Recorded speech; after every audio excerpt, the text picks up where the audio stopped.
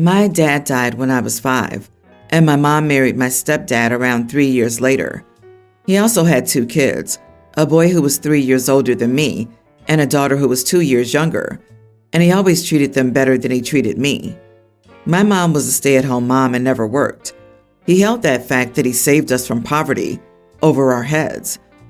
Things didn't really get bad, though, until my half-brother was born. He's 8 years younger than me, and I think he was part of the reason why they got married in the first place. When he turned 3, they moved him into my room, and then when he was 6, really, my stepfather decided he deserved his own room, so he took my room, and I started living out of the living room. I slept on the couch, and all of my clothes were stuffed into a coat closet. Any clothes that didn't fit in the tiny closet were donated away. Then when I turned 16, my stepdad demanded I get a job and start paying rent. My older stepbrother was taking a gap year before college and didn't have to do that.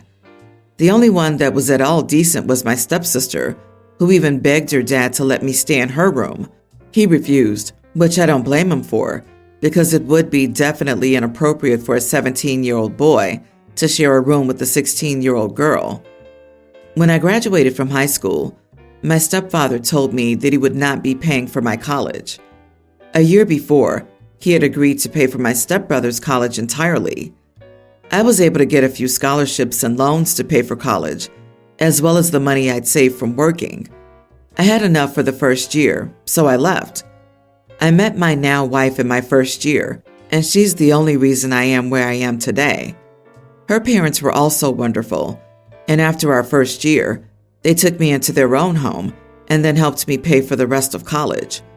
Her dad helped me get my first job and even invested in my business at the beginning. My business has really grown since then, and I've become very wealthy. My stepbrother ended up getting a girl pregnant in his 3rd year of college, dropped out, and now still lives with my stepfather and mom with his now wife and 3 kids. Since I still needed to see my mom, my wife and I purchased 2 houses in my hometown. We rent out one and use the other whenever I go visit. Well, the last few years have really been hard for my stepdad. He had to close down his business over the global issue, and some other things had happened, so they're flat broke now. They need to sell the house to cover their debts. My mom knows about the house I own and asked me if they could move into it. I told her that she could, but my stepfather and stepbrother's family couldn't. My mom was very upset about this. My stepfather called me many names, but mainly just ungrateful and heartless. My wife thinks I should just agree, since it would be hard for my mom to be away from her husband, and I'm making my stepbrother and his family homeless. Am I the idiot? Not the idiot, but I don't know why you bothered to have a relationship with your mother. Honestly, why would you even let her stay? She watched him treat you poorly for years and did nothing to help you. She had choices, but her choice was to watch and let this man treat her kid this way so that she didn't have to work and could be a stay-at-home mother. Sorry, she didn't get a pass from me because she has less power. That was just crappy parenting to me. If you ask me, I'd say stop talking to your mom and let the lot of them sleep in the gutters. I agree with this. I understand the empathy you have for your mom. I really do, and you have a huge heart.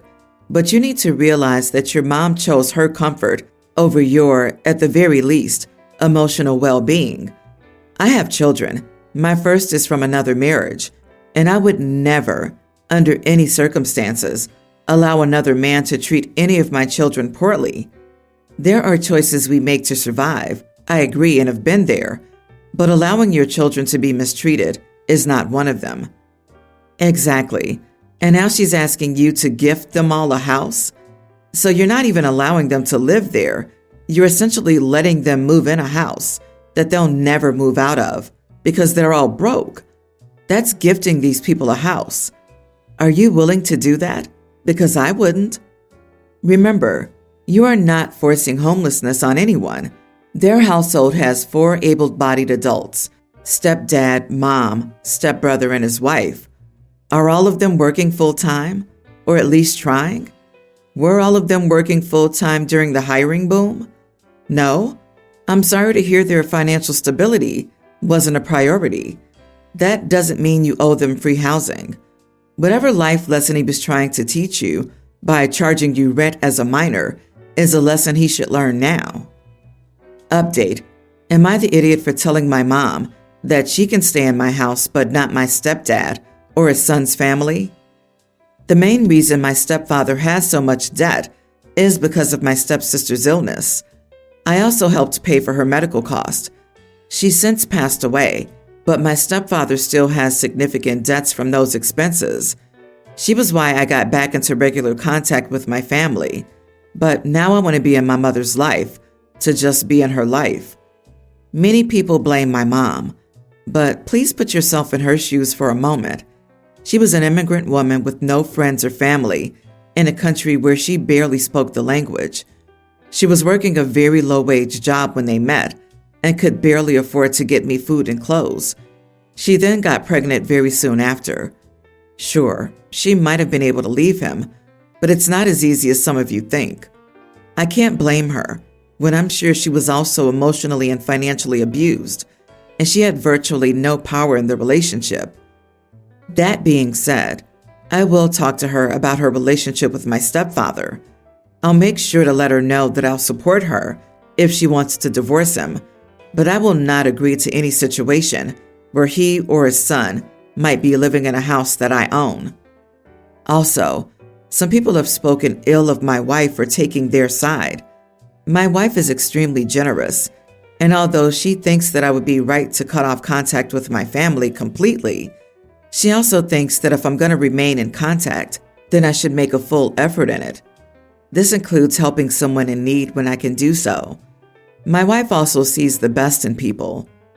My wife and I helped out her mom after my wife's father passed away. Unfortunately, cancer has been a massive curse on the people that matter most to me. My wife and I provide for her mother completely, so she thinks that we owe the same to my mother as well. Part of the reason I was questioning whether what I was doing was wrong was what my stepfather said regarding my stepsister. He made the point that she would have been disappointed that I wasn't helping the family. My sister, like my wife, was extremely generous. She would do volunteer work even when she was barely strong enough to stand on her own. The family was extremely important to her. After he said that, it made me think if I was doing the wrong thing, especially since he's right that I would make life very hard for my stepbrother's kids, who didn't do anything wrong. My stepsister really loved those kids, so I feel like I should care for them in her memory. But I just can't get over how terrible my stepbrother treated me. The response to this post has helped me stand firm on my decision because I was wavering. Thanks for the update. Your wife might be generous, but she was trying to be generous at your emotional expense. I'm sorry, that's an idiot move, and your mother has let this happen. I don't care that she's had it hard. A mother's not meant to let her kids live that type of life. OP, get therapy. You've got to stop making excuses for toxic behavior. My son was married to Emma. They got married and had a kid. Apparently, he doubted whether he was the father and got a DNA test. He was not, but he's been in the kid's life for 4 years. His name is on the birth certificate, so he's legally responsible, and he still loves the kid. Now, my issue is that before they divorced, I was never allowed near the grandchild. I asked to babysit, but they both cited that my home was unsafe and they didn't trust me with a baby, even if I raised 4 kids. They wouldn't even bring the kid to family events like Christmas. They did this with all of his siblings. I know I'm more country than them, but it hurt a lot. My other kids' relationship with him is strained because they believe he looks down on them after getting a city job. Now, after the divorce, he has the kid almost 50% of the time, and he keeps asking me to babysit. I told him that I would not babysit the kid since she was not my grandchild, and you made it clear I wasn't good enough to babysit when you thought she was your kid. It was a huge argument, and now he thinks I'm awful. I just think he wants someone to parent due to not being able to rely on his ex-wife anymore. Not the idiot. This has more to do with his behavior towards you when he was married than the kid not being your biological grandkid. But now that he needs help, Grandma is safe and fine. He probably expects free babysitting. I suspect the kid being kept away from your family was more the ex's doing than your son's. I'd like to hear the reasons why she would withhold him, not just from Grandma, but most of the family. If you're going to babysit, do it for the market rate. He said the horses were unsafe, but those are in the stables, and I'm not going to take a ride with a baby on the horse. The house is good, even if it is a little old. The only unsafe place is in the cold cellar, but we keep that locked. It's a typical ranch that he grew up on. Good grief, yours sounds like my grandma's place.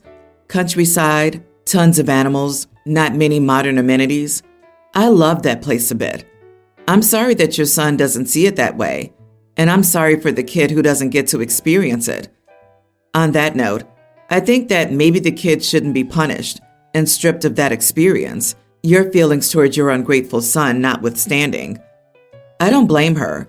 There's no emotional connection due to the son's behavior, and now there's no biological obligation. Also, it sounds like he just wants to use her for babysitting now, since he can't handle raising a kid alone. I doubt she would have been let near the kid if it never came to light, especially with the son's attitude to the country. He made this situation, and now she has no reason to try, especially if he's never apologized.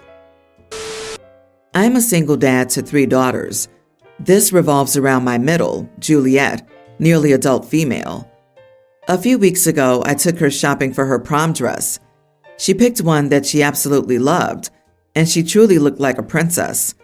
Then last week, she was very upset because she saw on Instagram that a classmate, not a friend but someone in her grade, had bought the same dress but in a different color. She tried asking the other girl to change, and the girl, rightfully, told her no. I was sympathetic and let her vent, also adding that it was a different color, so at the very least it wasn't too similar. The issue is, Juliet's been trash-talking the girl for the past week. This is very out of character for her. She's never really been a gossip, but I've heard her venting to her friends about it. So I let it go because what does venting really matter? Then I got a call from Juliet's history teacher saying she repeatedly overheard Juliet talking poorly about this girl. While the girl's not in the class and there's no evidence of bullying, she's worried it'll get there. I sat Juliet down and said, while I understand completely that this is frustrating and I may not get all that comes with dresses and such, this isn't fair to the other girl. It seems she didn't purposefully do this to hurt her. I pointed out the different colors. I also offered to take her to return the dress, and she could get another if having a unique dress was that important. Juliet said that she shouldn't have to get a new dress. She kept trash-talking this girl. I finally told her, it's a dress. Your feelings are valid, but you must stop being so dramatic and let it go. This upset her, and she left the room in tears. I tried talking to her about it, but she stayed in her room. My eldest, 22 female, told me I technically wasn't wrong, but I shouldn't have said it. I try not to be a bumbling dad who doesn't know what he's talking about. I learned everything related to raising girls, have always made it clear they can come to me for anything, etc. If I need to outsource a problem or they want a woman to talk to, they have their godmother, late wife's best friend. Was I the idiot here? Not the idiot. Trash-talking a girl for buying the same dress in a different color is horrible. And it is a type of bullying if she's doing it to the point where a teacher calls you about it. Honestly, I tell my child, if she kept this up, then I'd cancel the prom because it's not that serious at all. This is beyond standard teenager idiocy. I promise you that it is standard teenage idiocy. My high school had a Facebook group for people to post and claim their dress. If you dared get the same dress, the entirety of the girls in the group would make it their mission to ruin your life until you changed it. OP, high schoolers are a different breed.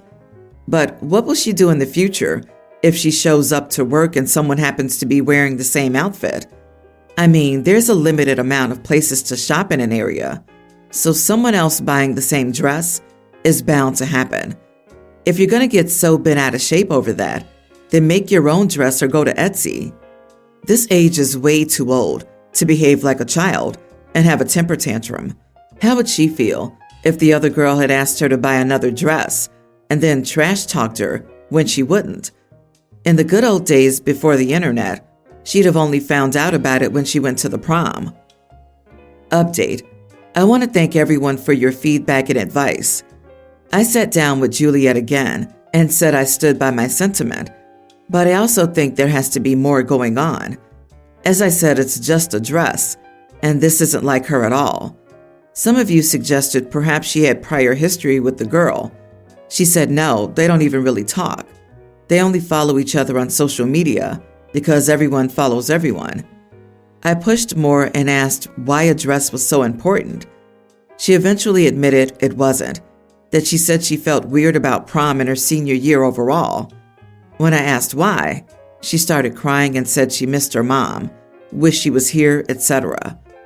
My wife passed when Juliet was 5, so she never truly had her for any of those big milestones that a girl would have a mother. Watching her friends go through all those things with their mom reminded her that she didn't have one. I gave her a big hug and held her while she cried. I cried a little myself. I knew that Juliet struggled with her mom's death, but had no clue it was still such an issue. Once she calmed down, Juliet insisted that she had never said anything to the girl, but agreed to apologize for even asking her to change the dress. She also promised to stop talking junk. I told her the next time to just talk to me about it. I miss her mom too. When my eldest was going through all these milestones in her senior year, I definitely felt that someone was missing and that my wife should be there. So, crisis is over. I know some said to ban her from going to the prom, and if she had continued her behavior, I would have. But considering she will apologize and let it go, I feel that's an overreaction. I was serving in the Army for 6 years when my oldest son, Carter, 23, was 5 through 10. Me and his mom were divorced by then, but I always made every effort to be a good dad and spend time with him while on leave. When I left the Army, I spent every moment I could get with my boy. We still have a good relationship.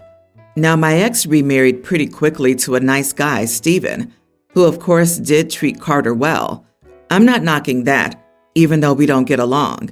I'm his actual dad. Carter's getting married to his fiancée, Clark, 25 male, at the end of next month.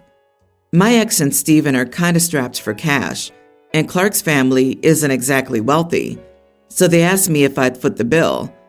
I agreed because, of course, I'd do anything for my boy. Come to find out yesterday that Carter wants me and Steven to walk him down the aisle.